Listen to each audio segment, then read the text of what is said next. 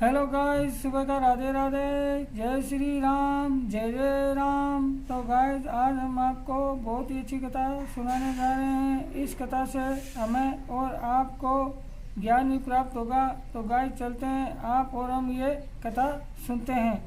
विश्वामित्र के साथ श्री राम और लक्ष्मण जी। गंगा जी के दक्षिण में एक परम रमणीय वन था। उस समय वन में सिद्धाश्रम नामक पवित्र आश्रम था। आश्रम में परम तपस्वी महामुनि विश्वामित्र अपने शिष्यों के साथ निवास करते थे। उसी आश्रम के सटिकट ताड़का नाम की एक राक्षसी निवास करती थी। उसके दो पुत्र थे, जिनका नाम मारीच और सुबाहु था। वे परम बलवान तथा मायावी थे। वहाँ के ऋषि मुनि जब यज्ञ करते थे, तब ये दोनों अपने साथी दुष्ट राक्षसों के साथ पहुंचकर उसे नष्ट भ्रष्ट कर देते थे और ऋषि मुनियों को नाना प्रकार के भयभीत किया करते थे।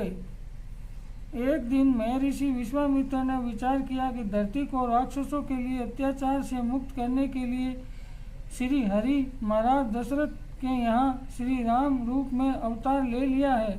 मुझे शीघ्र ही वहाँ जाकर तथा अयोध्या के महाराज दशरथ से उन्हें मांगकर यहाँ ले आना चाहिए। यही यहाँ के ऋषि मुनियों को राक्षसों के भय से मुक्ति दिलाएंगे तथा मेरे यज्ञ की निवृत्ति संपन्न कराएंगे। इस विचारों को कार्य रूप देने के उद्देश्य से महर्षि विश्वामित्र अयोध्या पहुँचे। महाराज दशरथ ने भक्ति और आदर के साथ महर्षि विश्वामित्र का स्वागत किया। उन्हें उत्तम आसन पर बिठाकर उनके पांव पखारा और कहा, भगवान, आपके आगमन से हम धन्य हुए। हमारे लिए जो भी आदेश हो आप निसंकोच बताएं। आपका आगमन किस उद्देश्य से हुआ है? आप अपनी सेवा का अवसर देकर हमें कृतार्थ करें। महाराज दशरथ के विनय से विश्वामित्र परम प्रसन्न हुए। उन्होंने कहा, हम एक यज्ञ करना चाहते हैं, परंतु मारीच और सुबाहु मेरे एक कुंड में मांस और रुधिर की वर्षा करके उसे नष्ट भ्रष्ट कर देते हैं, जिसके कारण मेरा यज्ञ पूरा नहीं हो पा रहा है। मारीच और सुबाहु मैं शाप देकर भी भस्म कर सकता हूँ, पर ऐसा करने से मेरी तपस्या नष्ट हो जाएगी। तुम उदार मन से श्री राम और लक्ष्मण को मेरे साथ भेज दो। वे उन राक्षसों को मारकर मेरे यज्ञ को पूरा कराएंगे। इस प्रकार मेरा यज्ञ भी पूर्ण हो जाएगा और श्री राम लक्ष्मण कल्याण भी होगा। महाराज दशरथ ने हाथ जोड़कर कहा, महर्षि, श्री राम लक्ष्मण अभी बालक हैं। ये महल को छोड़कर कहीं बाहर पैर नहीं रखे हैं। इनको युद्ध का कोई अनुभव भी नहीं है। भला ये उन राक्षसों कैसे युद्ध करेंगे? यदि आप आदेश दें तो मैं अयोध्या की सेना लेकर आपके साथ स्वयं चल सकता हूँ। चौथे पन में मैंने 4 पुत्र प्राप्त किए हैं, फिर उनमें राम और मुझे प्राणों से भी अधिक प्रिय हैं। क्षमा कीजिए, मैं श्री राम और लक्ष्मण को आपके साथ नहीं भेज सकता। विश्वामित्र अत्यंत क्रोध हो गए। उन्होंने कहा, राजन, तुम वचन देकर फिर रहे हो।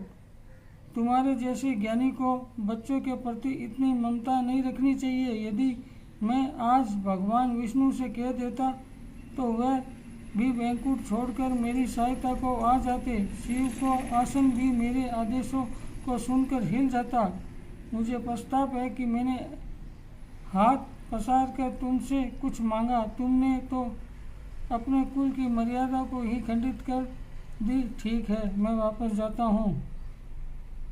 बात बिगड़ती देखकर कुल पुरोहित वशिष्ठ जी ने किसी तरह महर्षि विश्वामित्र को समझाकर शांत किया। उन्होंने महाराज दशरथ से कहा, राजन, विश्वामित्र का आदेश शिरोधैर्य करने में ही तुम्हारा कल्याण है। इनके साथ निर्भय होकर तुम श्री राम लक्ष्मण को भेज दो। विश्वामित्र जी साक्षात धर्म है।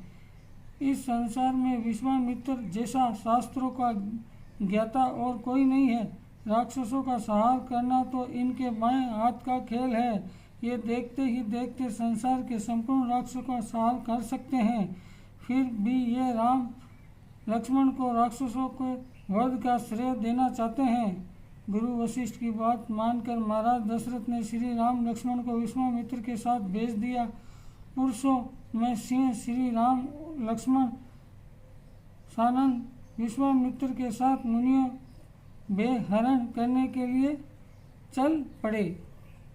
तो गाइस, आज हमने आपको ये छोटी सी कथा सुनाई। इस कथा से हमें यही प्रेरणा मिलती है कि हमें भगवान की भक्ति करनी चाहिए और हमेशा गुरुओं बड़ों का आदर करना चाहिए। और भगवान की भक्ति में ही बहुत बड़ी शक्ति है। तो गाइस, आज के लिए इतना ही। सुबह का राधे राधे। जय श्री कृष्णा, जय श्री राम।